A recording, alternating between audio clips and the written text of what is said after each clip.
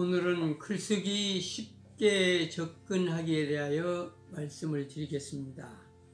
글을 쓰고 싶어 하는 사람들을 만나면 그 사람들이 흔히 이런 질문을 합니다. 글을 잘 쓰려면 어떻게 해야 하나요? 그러면 제가 다시 한번 그 사람에게 묻습니다. 혹시 학창시절에 일기를 써보셨나요? 그러면 그분들 대부분이 그렇죠, 일기는 써봤죠, 그렇게 대답을 합니다. 그러면 제가 이렇게 말씀을 드리죠. 일기를 쓰는 것처럼 쓰세요. 그러면 글을 쓸 수 있습니다. 그러면 그 사람들이 그렇게 해도 되나요? 정말 되나요?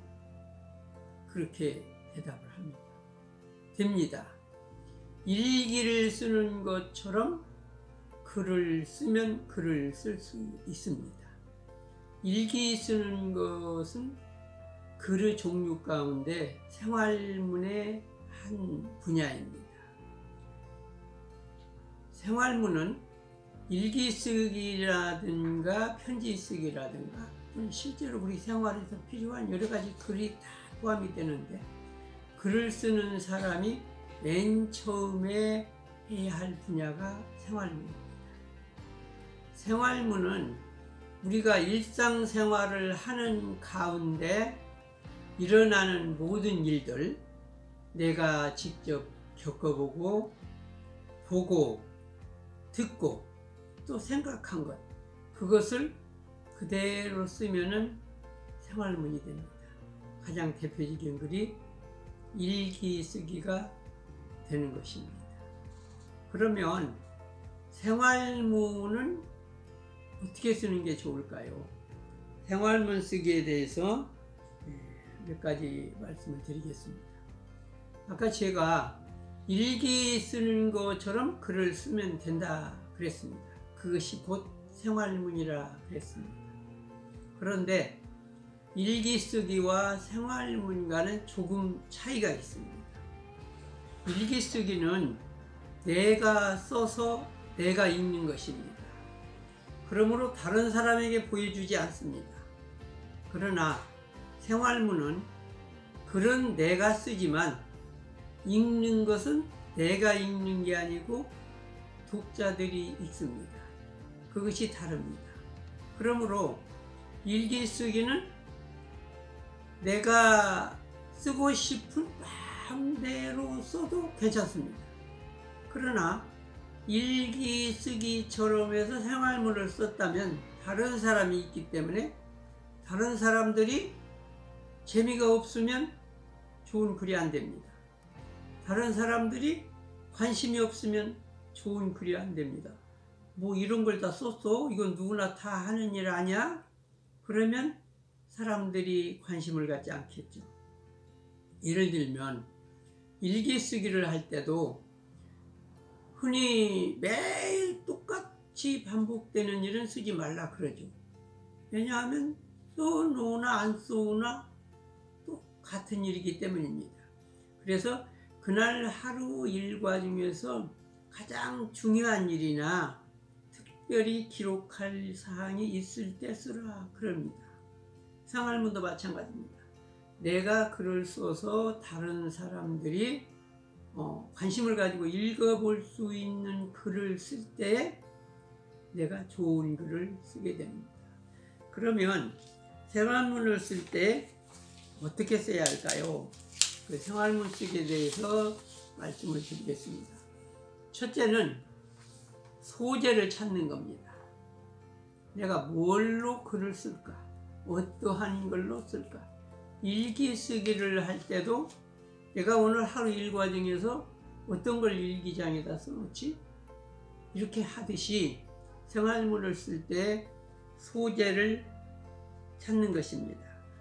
소재를 찾다 보면 다른 사람들이 관심을 가지고 그 호기심을 가져야 하기 때문에 다른 사람도 똑같은 내용으로 쓰면 다른 사람들이 재미가 없어 하니까 다른 사람들은 겪어보지 않았던 것을 내가 쓰면 다른 사람들이 아, 이러는 수도 있구나 하고 관심을 갖게 될 것입니다.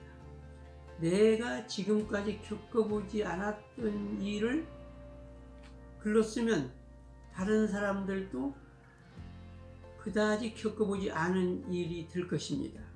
그러므로 소재를 선택할 때 좀 더 관심 있는 걸로 선택합니다. 예를 들면 밥을 매일 잘 먹는 사람은 오늘 밥을 맛있게 먹었다는 것이 전혀 새롭지가 않습니다.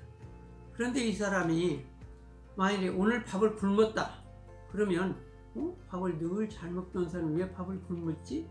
하고 관심을 갖게 됩니다. 이러한 것을 소재로 삼으라는 겁니다. 그러면 일단은 소재로 삼았으면 그걸 글로 써야 하는데 글을 쓰는 데 있어서는 세 가지의 단계가 있습니다. 모든 글은 처음과 가운데와 끝부분이 있습니다. 그러므로 내가 쓰고자 하는 글을 일단은 메모를 합니다. 생각나는 대로 막 씁니다. 그러고 나서 다 써놓고는 어느 것은 처음으로 가고 어느 글은 끝으로 갈까 그러니까 정리를 하는 겁니다. 그렇게 하면은 처음과 가운데와 끝부분을 나누어서 쓸 수가 있습니다. 아니면은 처음부터 제목이나 소재를 정해놓고 구조 짜기를 하는 겁니다. 구조를 짜서 처음, 가운데, 끝부분에서 처음에는 무엇을 쓰고 가운데는 무엇을 쓰고 끝부분은 무엇을 써야겠다라고 계획을 세웁니다. 그리고 거기에 따라서 글을 쓸 수가 있습니다.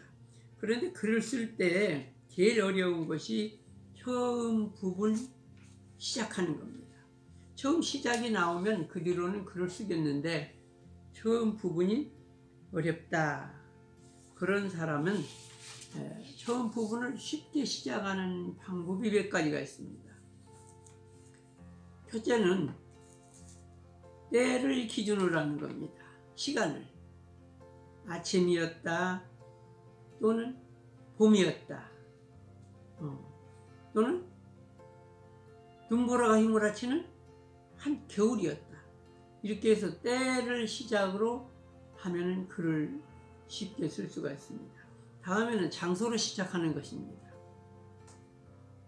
학교에서 있었던 일이다. 또는 서울역에서 보았던 일이다. 또는 바다 한가운데 있었다. 이렇게 장소로 시작을 할 수가 있습니다. 다음에는 사건으로 시작하는 겁니다. 교통사고가 났다. 큰일이 났다. 오늘 내 짝꿍이 나를 배반했다. 이렇게 사건으로 바로 시작을 하면 또 쉽게 시작을 할 수가 있습니다. 또는 대화체를 시작합니다. 네가 어떻게 나에게 그럴 수가 있니? 이렇게 시작하면 다른 사람이 볼 때도 이게 뭔 일이 있었나? 그렇게 하고 대화체로 시작을 하면 글이 좀 더 생동감이 있고 현실감이 있습니다. 그래서 대화체로 시작할 수가 있고 다음에는 속담이나 격언으로 시작할 수가 있습니다. 시간은 금이다. 그렇게 시작을 하면 시간의 소중함에 대해서 이야기가 시작되겠구나 하는 것을 알 수가 있습니다. 다음에는 이제 장면을 묘사하는 것으로부터 시작을 할 수가 있습니다. 어둠이 내려 깔리는 들녘이었다. 그러면 그 들판에 대해서 합니다. 꽃이 활짝 핀 공원이었다. 그런 꽃이 핀 공원의 전경으로 시작을 할 수가 있습니다. 그리고 또 자기가 꼭 하고 싶은 말로 시작을 할 수가 있습니다. 10번을 생각해봐도 그건 아니야. 그러면 저 사람이 뭔가 하고 싶은 말이 저것이었구나. 그렇게 해서 자기가 하고 싶은 그렇게 하면 절대 안 돼. 그러면 저 사람이 꼭 하고 싶은 말이구나. 그렇게 해서 글을 시작을 할 수가 있습니다. 글이 시작이 되면 그 다음에는 자기가 쓰고 싶었던 것이나 생각했던 것을 쭉 풀어나갑니다. 이 부분이 가운데 부분입니다. 가운데 부분은 내가 보고 듣고 느끼고 생각한 것, 그리고 또 거기에 곁들여서 연상되는 게 있습니다. 옛날로 돌아간다든가 그전 이야기가 생각나든가 이런 것도 전부 가운데 부분에 넣으면 좋습니다. 그리고 이제 글을 마무리하는데, 글을 마무리하는 것도 중요합니다. 왜냐하면 지금까지 내 글을 쭉 읽었던 사람이 마지막에 가서 아 그렇구나 라고 감동을 줄 수 있는 글이 대부분 마지막에 있기 때문입니다. 그러므로 인상을 깊게 주는 것이 좋습니다. 꼭 이렇게 막 어렵게 인상을 깊게 줘야 한다 그런 생각을 가지고 쓰지 않으면 지금까지 썼던 것을 쭉 요약을 합니다. 그래서 전체를 이렇게 마무리 짓는, 그렇게 해서 할 수 있도록 한 가지 유의할 점은 글의 마무리 부분에서 교훈을 주기 위한 것이라든가 또는 훈화를 하는 것처럼 쓰는 것은 별로 좋지 않습니다. 그러므로 착해야 한다, 그러므로 사람은 부지런해야 한다, 이 결론을 짓기보다는 글을 읽는 사람이 생각을 할 수 있도록 여운을 남겨주는 것이 좋습니다. 글을 쓰는 데 있어서 가장 기초가 되고 또 쉽게 쓸 수 있는 영역이 생활문인데, 이 생활문은 내가 생활하는 가운데서 소재를 찾아서 내 이야기를 글로 쓰는 것입니다. 여러분, 글쓰기를 내가 한번 해보고 싶다 하시는 분은 전에 썼던 일기장을 끄집어내서 그 일기장을 한번 이렇게 훑어보면서 이 중에서 내가 글로 쓸 수 있는 소재가 있는가 한번 찾아보시기 바랍니다. 그리고 그것을 제목이나 소재에 대해서 글을 한번 써보시기 바랍니다. 여러분 고맙습니다. 구독과 좋아요 버튼 클릭을 당부합니다. 저희 블로그에서도 지난 영상을 감상하실 수 있습니다. 블로그 접속은 본 영상 플레이 도중 우측 하단의 자세히 보기 버튼, 즉 V자를 클릭하셔도 되고 첫 댓글창에서도 클릭하시면 됩니다. 감사합니다.